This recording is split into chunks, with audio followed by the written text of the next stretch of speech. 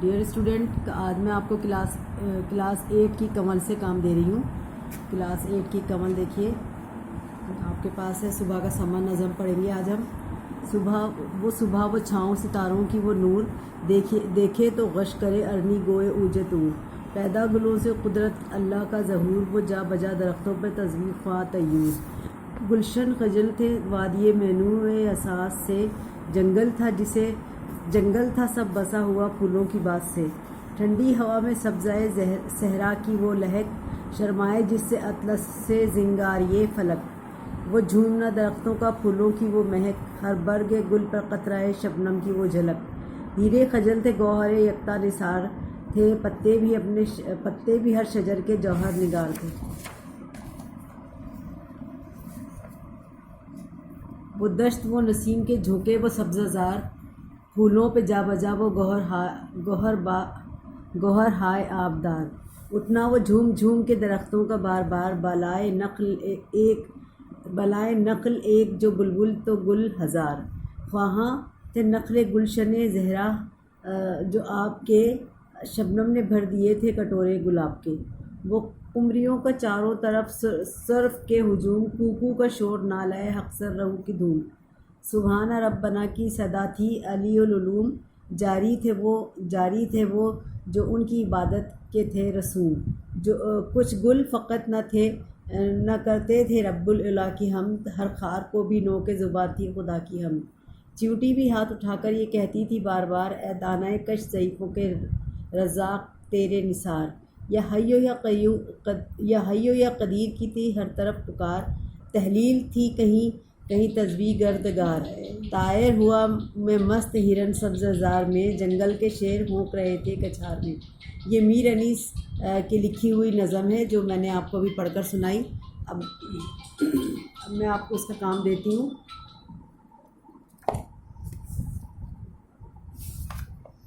یہ دیکھیے صبح کا سما کا یہ ٹائٹل پیج پہلے بنا لیجئے آپ، اس کے بعد آپ تعارف شاعر کو دیکھیے۔ میر ببر علی انیس سن 1802 فیض آباد میں پیدا ہوئے اور وفات سن 1874 لکھنؤ میں وفات پائی۔ ببر علی نام انیس تخلص تھا۔ شاعری انیس کو ورثے میں ملی تھی۔ ان کے دادا حسن نے اردو کی عظیم مثنوی سحر البیان لکھی۔ زبان و بیان کی شائستگی، صفائی اور فصاحت و بلاغت ان کے خاندان کے تمام شعراء کا وصف خاص تھا۔ ابتدا میں انیس نے غزل بھی لکھی لیکن مرثیے میں طبع آزمائی کی تو اس صنف ادب کو درجہ کمال تک پہنچا دیا۔ منظر نگاری، جذبات نگاری، سیرت نگاری ان کے مرثیوں میں کمال درجے کی ہیں۔ ان کے مرثیوں میں تشبیہات اور استعارات کے ماہرانہ استعمال، حسن تخیل، تراکیب کا زور اور جذبات کی شدت نے ان کی شاعری کو لاسانی بنا دیا ہے۔ اب دیکھیے آپ اس کے جو ذخیرہ الفاظ ہیں وہ یہ ہیں: غش کرنا، بے ہوش ہو جانا، قدرت اللہ کی قدرت، ظہور ظاہر ہونا، تسبیح خواہ تسبیح پڑھنے والا، اس وقت جو صبح کا سما کا جو وہ پیش کر رہے ہیں تصور، اس وقت ہر پرندہ، ہر چرندہ، ہر ذرہ، ہر ایک اللہ تعالیٰ کی تسبیح میں مصروف تھا۔ طیور پرندہ، خجل شرمندہ یا نادم، باس مہک، سبزہ زار سبزۂ صحرا یا وہ صحرا کی جو وہ ہوتی ہے سبزہ، صحرا کا جو سبزہ، وہ صحرا جو ہوتے ہیں کچھ سبز بھی ہوتے ہیں۔ برگ گل، پھولوں کی پنکھڑی، جواہر نگار، موتی بکھیرنے والا۔ دشت کا مطلب جنگل، نسیم کا مطلب صبح کی ٹھنڈی ہوا، گوہر چمکدار موتی، بالائے نخل درختوں پر نخل، خواہاں چاہنے والا، خواہش مند۔ قمریاں ایک قسم کا پرندہ، سرف ایک درخت ہے جو ایک سیدھا، بالکل لمبا اور سیدھا ہوتا ہے درخت، اسے سرف کا درخت کہتے ہیں۔ علی العلوم عام طور پر خار، کانٹا، نوک زباں، زبان کی نوک یعنی زبان سے کہنے کا کچھ بھی۔ دانۂ کش، دانا کھینچنے والا، بہت ہی معمولی کیڑا، جو آپ نے دیکھا ہوگا کہ چیٹی ایک دانہ لے کے چل رہی ہوتی ہے تو اس کو کہا گیا ہے انہوں نے۔ نثار قربان، اور طائر بھی ایک قسم کا پرندہ ہوتا ہے۔ کچھار کا مطلب شیر جو یہاں پر اپنے اس میں ہوتے ہیں نا پنجروں میں، وہ ان کو شیر کچھار کہتے ہیں۔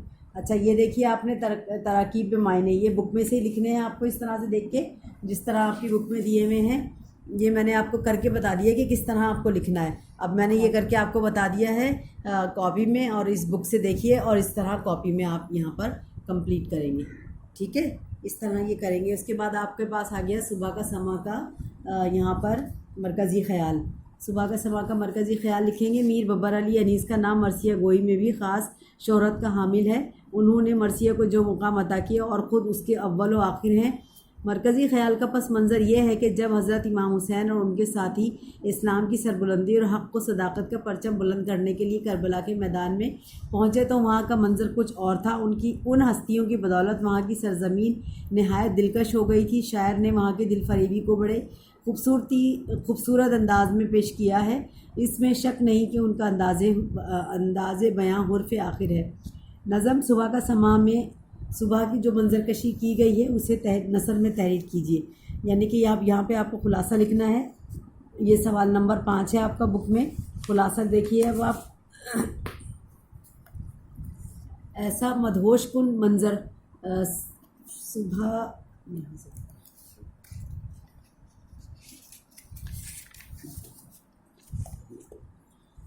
خلاصہ شاعر وادی کربلا میں صبح عاشورہ کی منظر کشی کرتے ہوئے کہتے ہیں کہ امام حسین رضی اللہ تعالیٰ عنہ اور ان کے ساتھیوں کی موجودگی کے سبب جو حسن اور خوبصورتی نظر آتی تھی اس نے وادی کو غیر معمولی مقام بخش دیا تھا۔ صبح کاذب کے دھندلکے میں جھلملاتے ہوئے ستاروں کی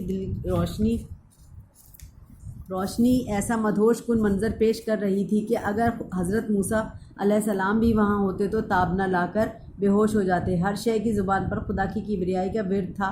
گلوں کی مہک نے پوری وادی کو معطر کر رکھا تھا۔ تمام پرندے خوش الحانی میں مصروف تھے۔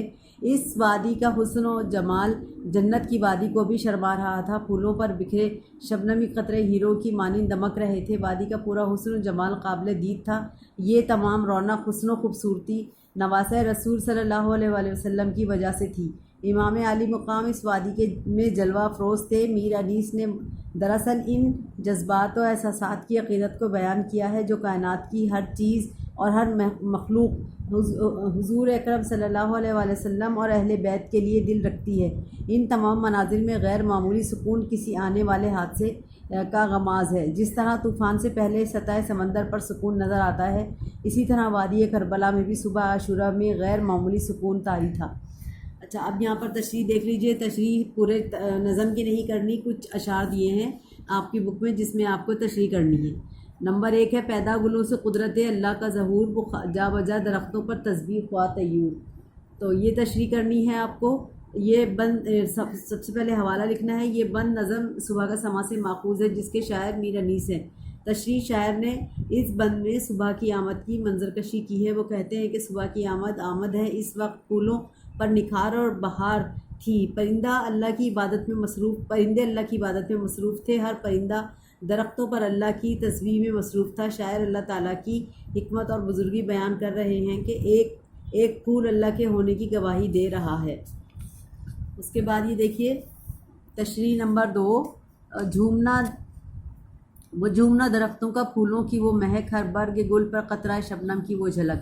اس شعر میں شاعر کہتے ہیں کہ ہر درخت جھوم جھوم کر خدا کی حمد و ثنا میں مصروف تھا۔ پھولوں کی پنکھڑیوں پر شبنم کے موتی اپنی آب و تاب کے ساتھ جلوہ گر تھے۔ اگر یہ کہا جائے کہ اس حسن و دل فریب منظر کے آگے ہیرے موتی بھی بے حیثیت معلوم ہو رہے تھے تو یہ غلط نہ ہوگا۔ ہر طرف شبنم کا لباس اس طرح زیبتن کیا ہوا تھا کہ جیسے موتیوں کا لباس پہنا ہوا ہو۔ غرض یہ کہ کائنات کے ذرے ذرے سے حسن جھلک رہا تھا۔ اس کے بعد یہ دیکھیے نمبر 3، کچھ گل فقط نہ کرتے تھے رب اولا کی ہم، ہر خار کو بھی نو کے زباں تھی خدا کی ہم۔ اس شعر میں شاعر میر انیس کہتے ہیں کہ ہر طرف سبحان ربنا یعنی ہمارا رب پاک ہے کی صدائیں بلند ہو رہی تھیں۔ غرض یہ کہ تمام پرندے اپنی اپنی آواز اور اپنے مخصوص انداز میں خدا کی حمد و ثنا میں مصروف تھے اور پروردگار کی بزرگی اور یکتائی کے نغمے الاپ رہے تھے اور صبح کی رنگینی اور دل فریبی میں اضافہ کر رہے تھے۔ نہ صرف پھول بلکہ کانٹے بھی خدائے بزرگ و برتر کی حمد و ثنا میں مصروف تھا۔ اچھا، چیونٹی بھی ہاتھ اٹھا کر یہ کہتی تھی بار بار، اے دانۂ کش ضعیفوں کے رزاق تیرے نثار۔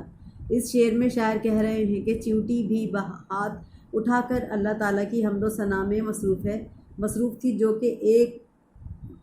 کہ ایک بے حد کمزور کیڑا ہے، اپنے رزق دینے والے کے قربان جا رہی تھی اور ہر طرف یا حیو یا قدیر کی صدائیں بلند کر رہے تھے۔ چاروں طرف تسبیح و تحلیل کا غلغلہ بلند ہو رہا تھا۔